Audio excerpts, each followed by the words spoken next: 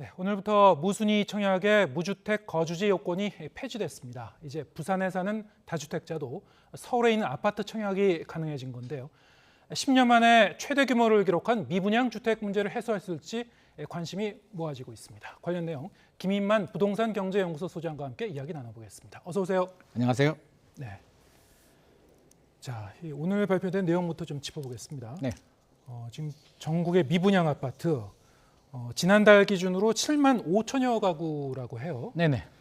자, 7만 5천여 가구에 달하는 미분양 아파트, 이게 어느 정도 수준의 이제 수치인지, 과거에 이를테면 부동산 시장이 굉장히 침체됐거나 네네. 경제 위기가 왔거나 그랬을 때도 이제 미분양 아파트가 아마 쏟아졌습니다만, 네네. 과거와 이제 비교해 보면 어느 정도의 수치입니까 이게? 우리가 2009년도 글로벌 금융 위기 때 미분양이 급증을 했었는데요. 그때는 16만 호까지 가장 높게 올랐었고요. 네. 2011년도, 12년도 부동산 시장이 안 좋았을 때 9만 호가 넘었었거든요. 9만 7천 호 정도 나왔는데 예. 9만 호가 넘어가면 이제 부동산 미분양 대책들이 나오는데 7만 5천 호 정도인데, 이게 7만 5천 호 숫자만 보면 충분히 뭐 정부 입장에서는 감내할 수 있는 수준이라고 생각을 합니다. 왜냐하면 지금 여러 가지 대책들이 나오고 있기 때문에 충분히 입주할 때까지 소화를 시킬 수 있다. 거주 요건이라든지 뭐 주택이 해지가 됐기 때문에 그런 생각을 가지고 있는데, 문제는 속도거든요. 네. 미분양 속도가 너무 빠릅니다. 작년 7월만 하더라도 3만 1,000호였거든요. 예. 3만 1,000호에서 지금 거의 6개월, 7개월 만에 7만 5천 호까지 2배 이상 두 배가 늘어났고요. 됐군요. 반년 만에. 1년 만에 거의 3배 이상 늘어났기 때문에 예. 이 속도라면 정부에서 레드라인으로 생각하는 9만 호, 10만 호가 조만간에 달성할 것이다. 그렇게 된다면 아마 정부도 굉장히 급해질 것 같고요. 좀 강력한 그 미분양 대책들이 나올 가능성이 높습니다. 지금 추세를 보면은 계속 증가할 가능성이 높다. 지금 월 10% 정도 늘어나고 있거든요. 예. 12월보다 1월이 10% 늘어났고요. 11월보다 12월이 10% 늘어났기 때문에 예. 지금 속도라면 한 3개월에서 4개월 내에 10만 호 가까이 갈 가능성이 높습니다. 예. 이 미분양 물량이라는 게 우리가 이 부동산 시장의 침체 정도라든가 네네. 에너지를 이제 가늠할 수 있는 굉장히 중요한 지표이긴 합니다만, 그만큼 지금 부동산 시장이 이제 이 빙하기로 이제 접어들었다는 네네. 그런 지표이겠습니다만, 지금 이제 정부가 애초에 위험선으로 언급했던 게 한 6만 2천 호 정도란 말이죠. 네네. 그건 이미 이제 넘었고요. 네. 지금 말씀하신 한 9만 호 정도의 선을 넘으면은 정부가 어떻게 조치를 취할 수도 있을 거라고 보시는 겁니까? 지금 제 생각에는 충분히 나올 것 같습니다. 예. 미분양이 늘어난다는 얘기는 뭐가 연결이 되냐면, 건설회사들은 이제 PF 대출을 일으키거든요. PF 대출을 일으켜서 이제 분양을 하게 되는데, 분양이 완판되지 않으면, 어느 정도 계약이 되지 않으면 PF 대출을 상환할 수가 없고요. 네. PF 대출을 상환하지 않으면 금융시장으로 불똥이 튈 수밖에 없기 때문에 네. 그냥 단순히 부동산 문제가 아니라 이제 금융으로 위기가 넘어갑니다. 그렇기 네. 때문에 지금 9만 호가 넘어간다면 지금 PF 대출도 굉장히 심각한 수준이거든요. 근데 예. 여기서 더 문제가 될 수도 있기 때문에 정부가 개입할 수밖에 없고요. 지금 뭐 매입을 해줘야 된다, 아니다, 여러 가지 이야기들이 나오는데 예. 국토부 입장은 아직은 아니다. 좀 더 지켜봐야 되겠다. 무순위 청약에 대한 규제를 완화해줬기 때문에 추이를 좀 지켜보자. 오히려 미분양이 줄어들 수도 있다라는 생각을 가지고 있고요. 예. 그게 규제를 풀었음에도 불구하고 8만 호, 9만 호까지 넘어간다면 결국에는 정부가 적극 개입할 수밖에 없을 것 같습니다. 네, 지금 이제 업계에서는 정부가 좀 빨리 개입해 주길 바라는 것이고, 네네. 이른바 이제 특단의 조치를 원하는 것이고, 네네. 정부에서는 지금 말씀하셨다시피 아직은 개입할 수준은 아니다. 네네. 자, 그러면 정부의 입장은 직접적으로 정부가 개입하기 전에 네. 이 업계에서 어떤 그 구조조정이 좀 이루어져야 된다는 겁니까? 어떤 겁니까? 지금 자구 노력을 요구하고 있습니다. 예. 국토부에서는 자구 노력을 먼저 보여달라. 분양가를 인하를 하든가 예. 중도금 대출을 뭐 무이자로 하든지 뭐 여러 가지 노력을 한 다음에, 이게 뭐를 해줘도 문제가 발생할 수도 있기 때문에 먼저 예. 노력을 한다면 여러 가지 상황을 고려해서 일부 무주택자들에 대해서 미분양을 산다면 뭐 그런 혜택을 준다든지 여러 가지 고려를 하는데, 아직은 그런 단계를 아니라고 지금 못을 받고 있기 때문에 예. 지금 여러 가지 논의는 되고 있는 것 같습니다. 예. 결국 세제 혜택들, 무주택자들이 미분양을 사게 된다면 취득세, 양도세를 감면해주는 대책들도 지금 내부적으로는 고려가 되고 있는 것 같고요. 예. 일부 지방 같은 경우는 직접 매입하는 방안도 지금 고려를 하고 있는 것 예. 같습니다. 어떻게 보면 굉장히 좀 미묘한 시점 같은데요. 네네. 지금 말씀하셨다시피 정부가 취할 수 있는 조치는 세제 혜택을 주는 방법이 하나 있을 것이고, 네네. 직접 미분양 아파트를 이제 매입하는 방법도 있을 것이다. 네네. 뭐 단계별로 이제 검토를 하겠죠. 네네. 이렇게 이제 정부가 직접 미분양 아파트를 매입할 경우에는 어떤 문제가 또 발생할 수 있는 겁니까? 지금 또 사실은 하고는 있습니다. LH에서 매년 한 15,000호 정도 이렇게 매입을 하고는 있는데 예. 그 숫자를 늘리겠다는 것이거든요. 이게 뭐가 문제가 되냐면 결국 우리 국민 세금으로 네. 이제 미분양 주택을 사게 되는데 경쟁력이 있는 미분양이 나고요. 지금 문제는 이제 준공후 미분양. 예.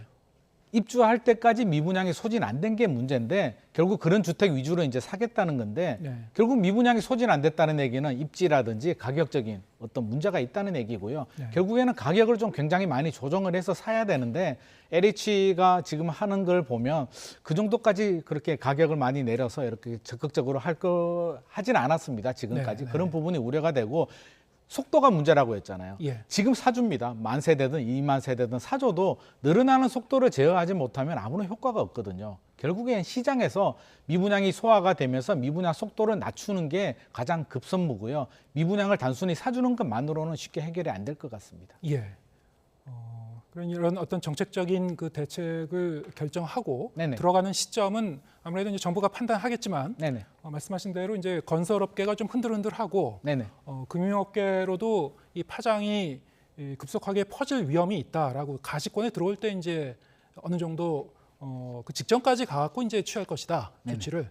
그 기준이 9만 호에서 9만 10만 호 호다, 정도로 그것이. 보고 있습니다. 예. 네네. 그건 일종의 경험칙인 것이군요. 그렇죠. 과거에도 그랬고요. 그 정도 넘어가게 되면 아마 금융권에서도 문제가 발생할 수 있기 때문에 네. 국토부에서도 아직 그 단계까지는 가지 않았고요. 오늘부터 이제 시행이 되죠. 무순위 청약에 대해서 규제가 완화됐기 때문에 예. 일단 미분양 추이를 굉장히 예의주시를 할 겁니다. 감소가 하느냐, 규제를 풀어줬음에도 미분양이 더 늘어나냐를 굉장히 예의주시를 할 거고요. 그래도 미분양이 늘어난다면 보다 적극적으로 개입할 수밖에 없을 것 같습니다. 근데 근본적으로 미분양이 이렇게 많이 늘어나는 이유가 원인을 네네. 보면은 일단 이제 부동산 시장이 냉각이 됐고 네네.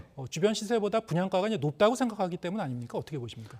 결국에는 수요자 마음이 똑같은데요. 예. 뭐 집값 상승에 대한 기대감이 굉장히 꺾였고 우리가 특징을 좀 알아야 되는데요. 청약 시장의 특징이 이제 무주택자들이 이제 청약을 하게 되는데 지금까지 무주택이라는 이야기는 이제 두 가지로 볼 수가 있습니다. 하나는 구매 능력, 자본이 좀 부족하기 때문에 내 집 마련을 못하는 경우들이 있고요. 또 하나는 자금이 되는데 욕구가 없는 거죠. 집을 살 생각이 없는 분들이 많기 때문에 지금 무주택인 분들은 구매 능력과 구매 욕구가 모두 낮은 분들이 많습니다. 그런 분들이 이 침체된 분위기에 집값 상승에 대한 기대감이 없는 상태에서 분양 시장에 뛰어든다는 것 자체가 좀 예. 굉장히 좀 어려운 상황이고요. 예. 일반 매매 시장 같은 경우, 일반 기존 단지들 같은 경우는 한 개, 두 개만 거래가 돼도 반등이라고 하는데 분양 같은 경우는 1,000세대를 분양하게 되면 절반인 500세대가 계약이 돼도 50%밖에 계약이 안 되는 거거든요. 예. 그래서 기본적으로는 완판되기는 굉장히 어려운 상황이기 때문에 미분양은 어떻게든 올해 정도는 더 늘어날 수밖에 없는 구조적인 문제가 있습니다. 알겠습니다.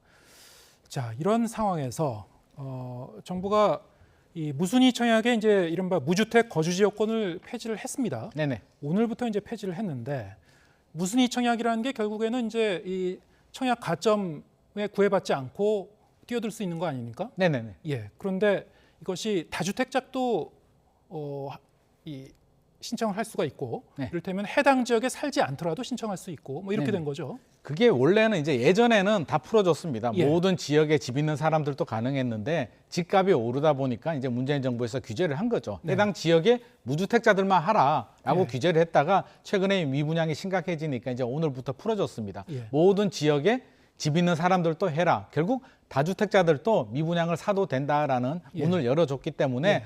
일정 부분 미분양 소진에는 도움이 될 것 같은데요. 도움이 될 것 같습니까? 도움은 되는데 이제 예. 또 다주택자들도 마음은 똑같거든요. 예. 좀 더 경쟁력이 있고 상승 여력이 있는 지역 위주로 가다 보니까 예. 지금 미분양이 심각한 게 수도권이 아니라 지방이에요. 수도권은 지금 12,000세대 정도인데 네. 수도권은 3만 세대가 넘어가면 위험 수위라고 하는데 예. 아직 3분의 1 수준밖에는 되지 않거든요. 문제는 지방인데 이렇게 풀어주게 된다면 앞서서 말씀하셨듯이 부산에 계시는 분들도 서울에 투자가 미분양 구입이 가능하다는 거죠. 예. 서울 수도권 지역들의 미분양 소진에는 상당히 도움이 되겠지만 네. 지방 미분양 소진에는 어떻게 보면 좀 큰 도움이 안 될 수도 있기 때문에 좀 더 상황을 예의주시해야 될 것 같습니다. 네.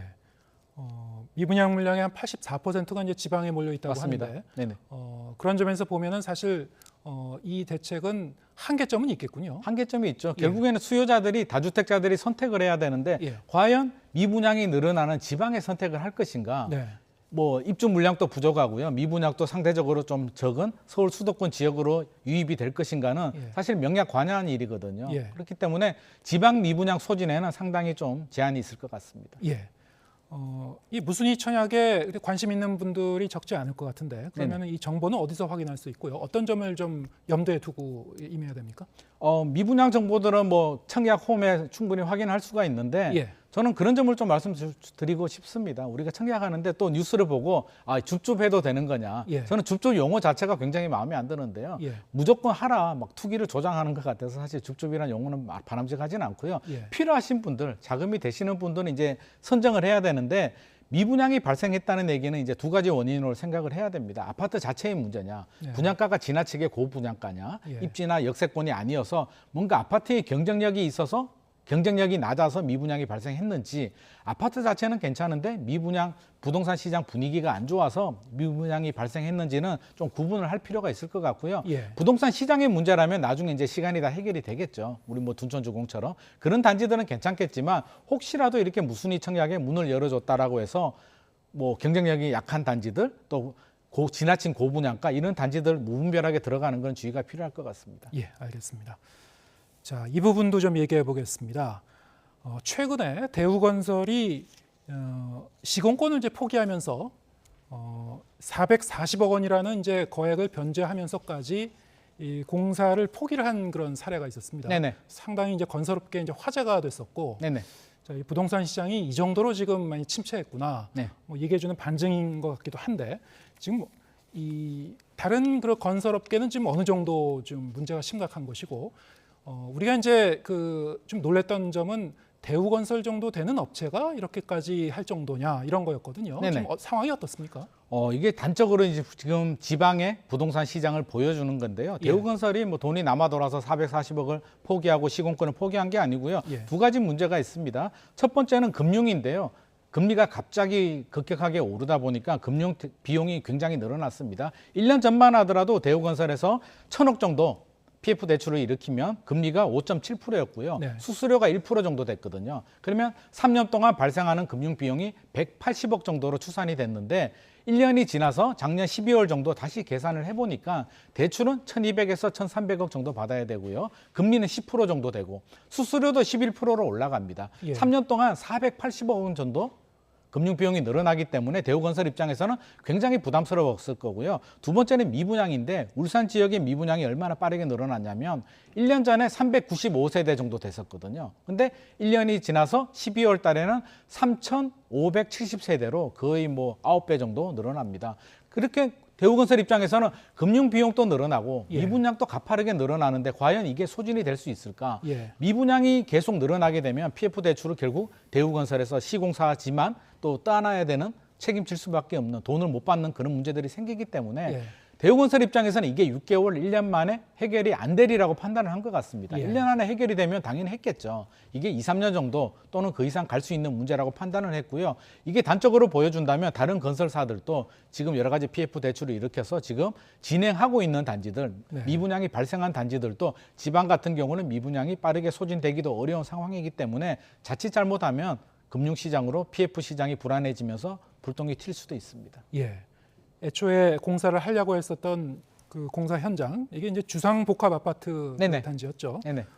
우리 공사 안 하겠다. 네. 우리 440억 손해 보더라도 우린 철수하겠다. 네네. 뭐 이런 거였는데 그럼 이런 대우건설 같은 사례가 또 다른 건설사에서도 연이어 발생할 가능성이 지금 있는 겁니까? 충분히 가능성은 있는데요. 예. 대우건설 같은 경우는 480세대밖에 안 됐기 때문에 예. 400억 정도 이제 포기할 수가 있는데 예. 세대 수가 큰 단지들 뭐 예. 몇천 세대 정도 되면은 사실 포기하기도 어렵거든요. 이게 예. 브릿지론 연대 보증을 쓴 거기 때문에 연대 보증이 1,000억, 2,000억 넘어가게 되면 쉽게 포기도 못하는 경우들이고요. 예. 건설회사들도 어쩔 수 없이 물려서 진행될 수밖에 없기 때문에 건설회사들의 줄 도산 우려도 지금 굉장히 높아지고 있는 상황입니다. 사실 이제 작년 같은 경우도 아주 뭐 유명한 그런 그 큰 건설업체는 아니더라도 한 네네. 중견 건설업체 수준에서는 뭐 부도가 나거나 그런 네네. 사례도 찾아보면 있긴 있었을 것 같아요. 네네. 그런데 지금 전반적으로 건설 회사들이 이런 그 부동산 침체에 따라서 흔들흔들하거나 지금 말씀하신 것처럼 어떤 줄도산 위기에 처할 수 있는 가능성이 어느 정도 되는 건지 예, 일단 이제 그게 궁금하고요. 그러면 네네. 연이어서 이제 프로젝트 파이낸싱도 지금 연관이 돼 있으니까요. 네. 그럼 금융업계, 이를테면 증권사라든가 저축은행 등등 이 파장이 좀 번질 가능성, 그 정도의 리스크는 어느 정도로 지금 보고 있는 건지 좀 궁금합니다. 예. 지금 건설업계 위기감이 상당히 높아지고 있고요. 굉장히 지금 위기감을 가지고 있습니다. 이게 쉽게 해결될 문제가 아니거든요. 특히 지방 미분양 같은 경우는 당분간 계속 늘어날 수밖에 없고요. 예. 그렇게 말씀하시는 분들이 있습니다. 미분양이 이렇게 늘어나는데 왜 분양을 하는 거야? 안 하면 되지 않아? 라고 예. 말씀을 하시는 분들이 있는데 이게 언제 시작이 되냐면 보통 2, 3년 전에 브릿지론으로 토지를 매입하고 인허가를 받고 부동산 시장 분위기가 좋을 때 이렇게 시작한 단지들이거든요. 예. 이제는 되돌아갈 수도 없기 때문에 예. 진퇴양난에 빠져버렸고요. 이렇게 물린 단지들이 뭐 작년이 문제가 아닙니다. 앞으로가 더 걱정이거든요. 이런 상황이 6개월, 1년이 지속이 된다면 아마 대기업, 일군 건설사들도 굉장히 위태로울 수도 있기 때문에 예. 정부 입장에서는 파장을 예의주시하고 있고요. 지금 PF 대출이 문제인데 지금 연체되는 게 1조 원이 넘거든요. 예. 연체된 게 1조 원이고요. 시장에 깔려있는 PF 대출이 125조 원 이상이 됩니다. 네. 이 정도 굉장히 큰 상황인데 미분양이 소진이 안 된다는 얘기는 PF 대출 상환이 안 된다는 얘기고요. 결국 증권회사라든지 여러 가지 이금융권, 예. PF 대출을 많이 일으킨 금융사들은 부도 위기 굉장히 흔들릴 수밖에 없고 최근의 상황을 보면 네. 자구 노력을 위해서 이제 매물들을 막 내놓는다든지 부동산 시장에 이렇게 PF 대출에 물린 매물들이 나오고 있기 때문에 그런 매물들도 사실 잘 소화도 안 되는 상황이어서 굉장히 심각한 상황입니다. 예, 그렇군요. 앞으로 좀 잘 주시해봐야 될 것 같습니다. 맞습니다. 김인만 부동산 경제연구소장과 함께했습니다. 고맙습니다.